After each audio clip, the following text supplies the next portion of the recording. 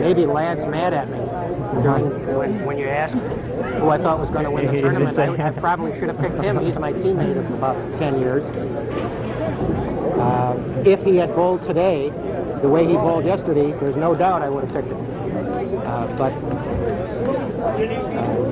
Chip and Jim Rock bowled a little better than he did today. We're now going to see Bob Ladd bowl Jim Rock, who was in second position after the round robin today. Jim is 32, I believe, and lives in Coldwater. It's his first year in the finals. 2 out-of-town bowlers today. 2 out-of-town bowlers. Jim's from Coldwater? But they bowl locally. Yes. It's not that they just came up for the tournament. You have to be a JBA member to bowl in the tournament in the first place, member of the Jackson Bowling Association. And the only way you get to be a member of the Jackson Bowling Association is bowl in Jackson leagues. How'd Jim do during the week, average-wise and head-to-head? Well, Jim was 7-5 in the match play. He averaged 204 and shot 1263 today, which actually was the highest pinfall of any of the bowlers today in the round robin. As I mentioned before, when you asked me who I thought was going to win, I picked Jim off of his performance today, which was just a hair better than Chip's. And because he's had a lot more of this type of experience.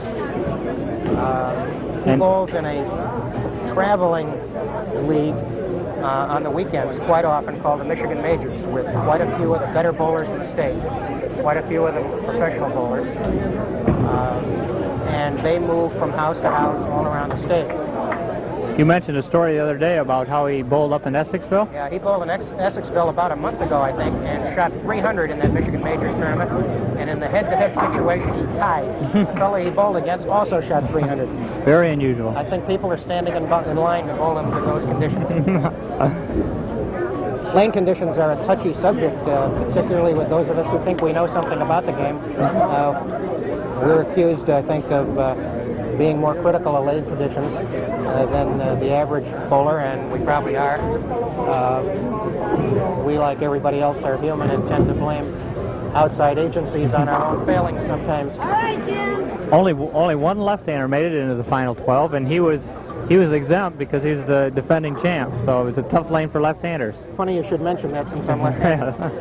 Yes, in the 6-game qualifying last weekend, the closest any left-hander came to qualifying was 100 pins short of qualifying, which obviously is not very close. And there are some very good left-handed bowlers in town. Terry Reeser, Glenn Myers, a professional bowler who made the cut in Lansing last year in the top 24 in a Professional Bowlers Association tournament. The only player from Jackson ever to do that. Jerry Cummings is a very good left-handed bowler, and Scotty Vincent, and none of us were even close.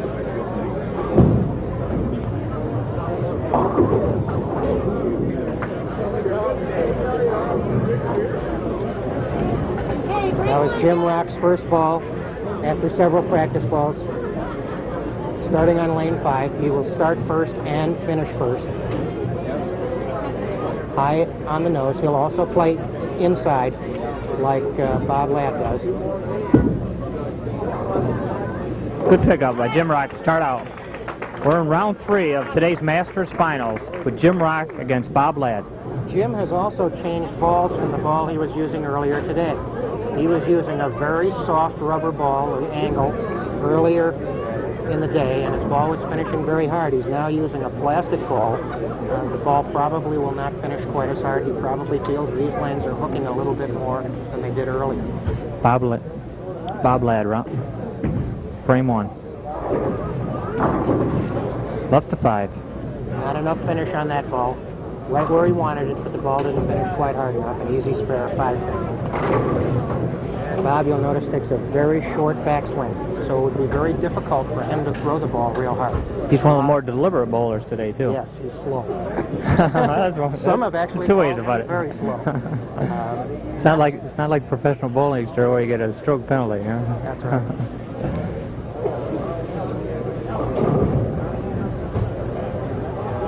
That's the third close spare Bob Ladd has had. Almost threw it by it.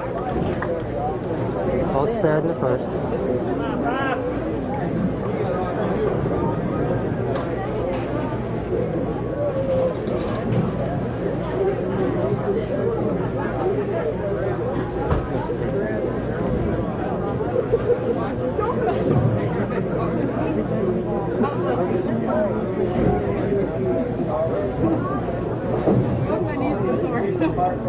Bob Ladd, second frame with spare up. That ball didn't get Got away over the from line. him. Got away from him.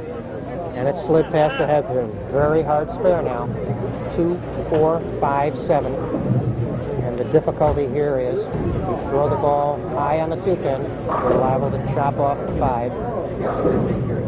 And if you throw it light on the 2-pin, you're liable to not have the 4 carry out the 7. So throw it a little bit cross lane.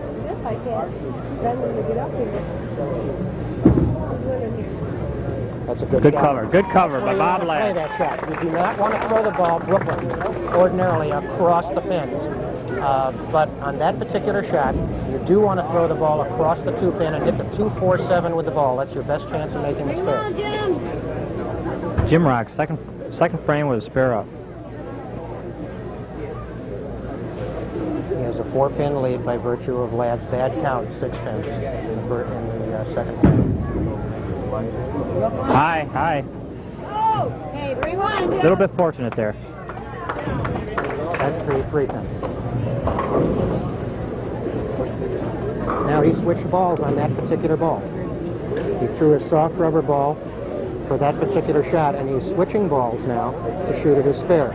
This is a harder surface ball, so it will not hook quite as much. And obviously he feels more comfortable throwing the harder surface ball in his spares.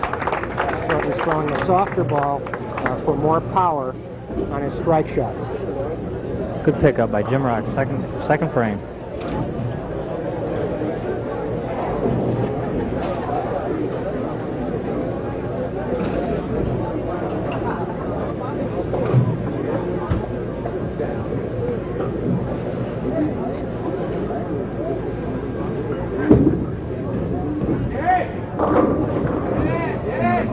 Left to 7, a little bit light. His ball is going between the 3rd and the 4th arrow, hit about 18th board. He swung it just a little bit too much, and the ball didn't quite get back, although it did finish well. That's a good line, a good scoring line in this particular house. Jim Rock trying to pick up his 3rd spare. That'll make it. He's got it covered. Rock is 38 in the 2nd with a spare in the 3rd, and has a 2-pin lead. Let me ask you, Mel, nice crowd here. They seem to settle down to the crowd, but they've opened up the alleys to other bowlers. Would that bother many? No, I think there's a league that's bowling way down at the other end, and they're so far down that won't affect anything. Chip Mundy is off to our right, about 4 pairs to our right, and he's warming up for his final catch. Straight for Bob. Great shot by Ladd. Puts him in the lead. Sliding to the left, being hit by the ball. A nice, slow shot that finished real well.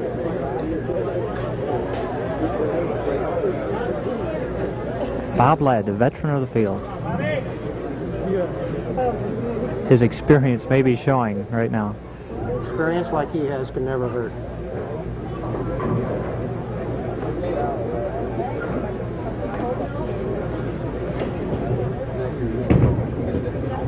That ball's pulled. High.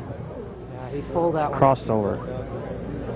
He has the baby split to 310. He'll move to the left side of the approach and throw the ball cross lane, trying to fit the ball between the 3 and the 10. He'll want to hit the 3-pin on the right-hand side and have the ball deflect into the 10.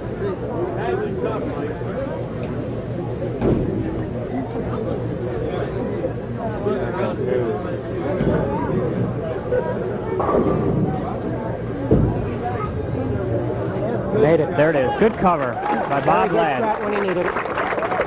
That gives him 56 in the 3rd frame. With spare up. Spare in the 4th. Jim Rock, fourth frame with 3 spares up.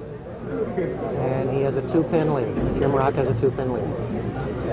You'll see him starting on the left side, and he'll throw the ball between the 3rd and the 4th arrow. Here it comes. Right in. Great Solid strike. Good strike by Jim Rock. That was the best ball he's thrown. The ball was well out over the foul line, right on its target, about the 18th board, and came roaring back. Really a very powerful ball. Back when I started bowling, we used to try and adjust to the lane conditions by throwing it harder, throwing it softer, making the ball curve more, changing lines. Today, many of the bowlers just change balls. Change balls, yes.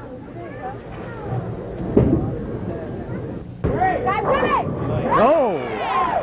Flasher off the wall, a good break. Light in the pocket, the head pin went to the wall and got both the 5 and the 7 coming off. You've mentioned the different balls. What types of different balls are they using? Well, most everybody today is using some sort of a softer ball. The lanes don't hook as much as they used to when they used to use lacquer. Back in the old days, they used to use lacquer, and there was actually a groove ground into the alley by so many bowlers bowling in the same spot. Now they use different types of finishes on the alley, and the balls hook a lot less. We've got a good. There it goes. It's still rocking. He was Couldn't very get it to accurate fall. with it. He was very accurate with it. He was in the pocket. The ball didn't finish quite as hard. He almost left the 8-10, basically an impossible split. He got a good break when the 8 went out, when the 5 leaned against it. And he'll cross alley at the 10-10, a shot he should cover.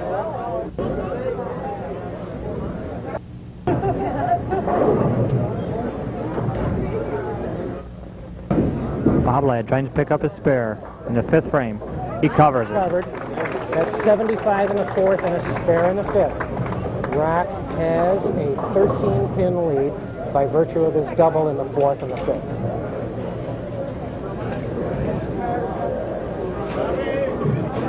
We're in the 3rd round of the Masters Bowling Tournament with Jim Rock versus Bob Ladd. The winner of this will face the tournament leader, Chip Monday.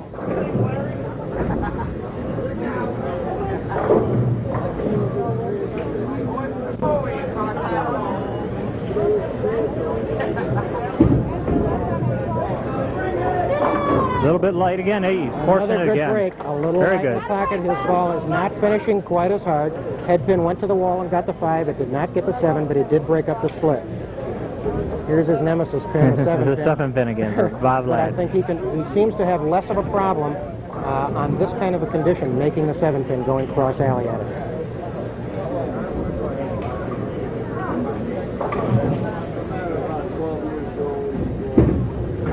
That'll make it. He's got it covered. Good pickup by Bob. Okay, Rock will now bowl in the 6th frame on a double, and he really has a chance to put the clamps on Ladd right now. 2 strikes on these 2 frames will just about finish off Ladd. He has a 14-pin lead. Jim Rock has a 14-pin lead at this point. 14 pin.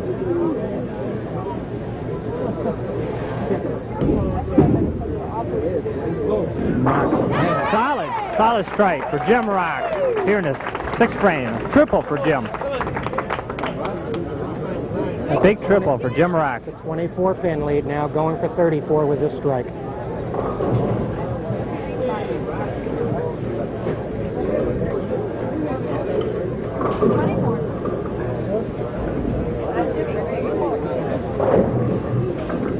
Jim Rock trying to pick up a 4-bagger here in the 7th frame. It's in there, he got it! 4-bagger for Jim Rock. That's a 34-pin lead. That was a really good ball. It was not quite dead solid in the pocket. The 10-pin went out real easy because of the power that he had on that ball. Must strike here for Bob Ladd. Ladd must strike now. In fact, if he doesn't strike out, he's going to lose. Because Rock is not going to fold up the way he's throwing. Rock is on a 228 pace right now.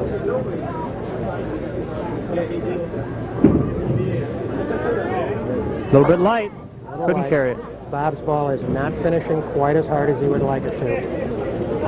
He's now 111 in the 6th. If he makes this, and it's not an easy spare, the 2-4-5, he'll be 131 in the 7th. If he goes out, that would give him 221. That would force Jim Rock to fill the last 3 frames. But Ladd is going to have to get this mark and all the rest strikes to even have a chance to win. Good pickup. Good cover. Another tough spare he made. Bob's not hitting the pocket quite as well as he would like to. That's one of the things that was so impressive about Marty Craven here in the finals. Everything's For in the two pocket. games, he hit the pocket. Yep. And that's saying a lot, particularly for a 188 bowler, particularly for a 20-year-old who's never bowled under this kind of pressure before in front of this many people. I was really amazed. Bob Ladd, 8th frame with a spare up.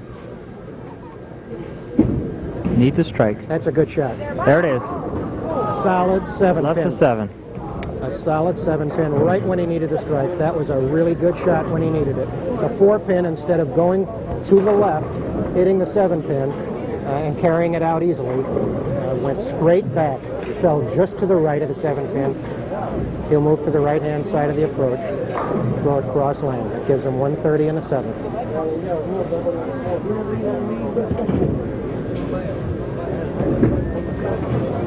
Picked it up. Spare in the 8. He has a possible 210 if he makes 4 strikes, 1 in the 9th and 3 in the 10th. All Jim Rock would have to do is show up for the last 3 frames. Basically, he needs to fill 2 of the last 3 frames to beat 210. Bye, Jim. And by fill, I mean just spares with good count. He's 118 in the 5th with a double in the 6th and 7th. In there. 5 in a row. 5 in a row for Jim Rock. He's really found his groove. Tough shooter. Jim. I've bowled with Jim in the Classic against him. I've not bowled on the same team. He bowls anchor on Alro Steel, which is a very good team. To bowl anchor in that particular level of competition, you have to be tough in the clutch.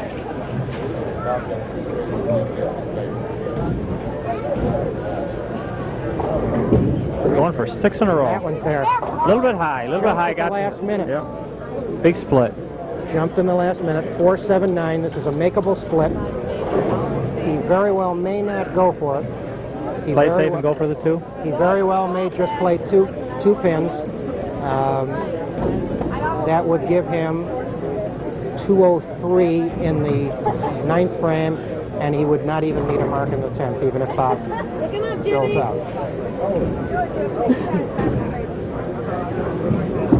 That's what he did.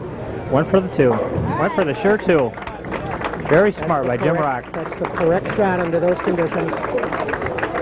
Gives him 203 in the 9th. All he needs is a 9-pin total for 212 in the 10th frame. Even if Ladd throws 4 strikes now, he cannot win if Rock throws 9 pins. If Rock throws 8 pins, he can't win either. 8 pins is all he needs. A little light. Left it light. That'll close him out regardless what happens now. Again, the 2-4-5. Again, he was light. Ball did not finish real well. Bob was not as sharp this game as he was the game before.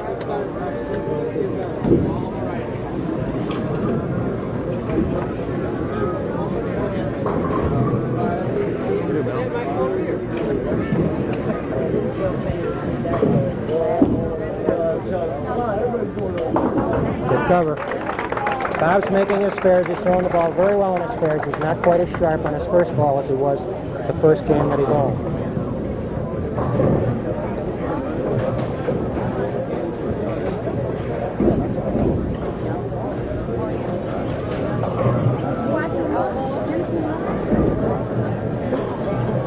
This sets up a very interesting final with Jim Rock versus Chip Monday for the 1982 Masters Bowling Champ. Might have noticed on your screens that a light went out right while Bob was on the approach. We have lights out on the approach to help our camera that's taking the shot that you're looking at right now. And the light went out just as he was ready to throw. It just came back on now, so you get a better view of that. Probably bothered him a little bit on that particular shot. And fortunately, the match was over. At that Yes. point. I would hate to have that cost him the match.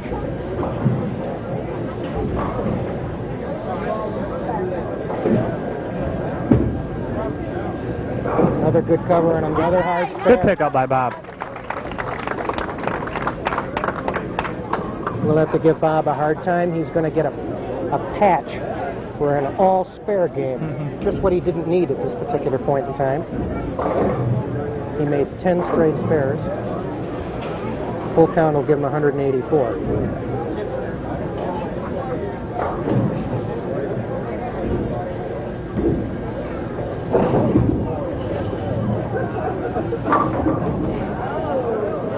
Oh, it's foul and almost knocked over the 10. Good tournament for Bob Ladd, our only defending champion here today. Two-time winner. Bob Ladd will finish third. He had 183. He was tournament leader after Saturday's round. And this will set up a very interesting finals between Rock and Chip Mundy, the two bowlers that were the hottest today. Will bowl. Solid strike. He knew that one was there before it even hit the pins. He turned around before the pins went in the pit. Outstanding game for Jim Rock. Outstanding game for Jim Rock. 2 more strikes will give him 233, and he looks like he could do this all day. But wait till you hear the noise when Chip Mundy starts, because he's been the crowd favorite. Got a lot of supporters here. And that could very well have something to do with the final outcome. Full count will give him 233, a real fine game under these conditions.